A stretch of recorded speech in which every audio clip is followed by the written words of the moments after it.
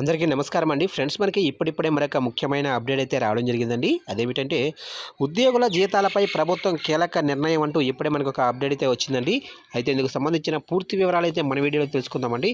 Video మాత్రం ఎక్కడా skip చేయకుండా చూడండి ఫ్రెండ్స్, అప్పుడే మనకి పూర్తి సమాచారం అయితే తెలుస్తుంది. ఇక లేట్ చేయకుండా వివరాల్లోకి వెళ్ళిపోదాము.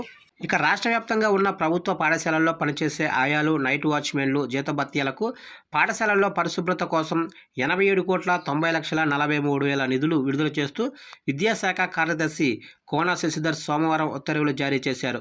గత 4 నెలలుగా పెండింగుల్లో ఉన్న ఆయా నైట్ వాచ్మెన్ల జీతభత్యాలను చెల్లించడంతో పాటు పాఠశాలల్లో పరిశుభ్రత కోసం టీఎంఎఫ్ను విడుదల చేశారు. దీంతో ఉపాధ్యాయ సంఘాలు హర్షం వ్యక్తం చేస్తున్నాయి. ఈ నెల 1 నుంచి కేంద్ర విద్యాశాఖ ఆదేశాలతో పాఠశాలల్లో స్వచ్ఛతా పక్వాడా కార్యక్రమాలు ప్రారంభమయ్యాయి. ఇందులో భాగంగా పరిశుభ్రతపై వివిధ కార్యక్రమాలను నిర్వహించాల్సి ఉంది. 15 రోజుల పాటు స్వచ్ఛతా పక్వాడా కార్యక్రమాలు జరగనున్నాయి.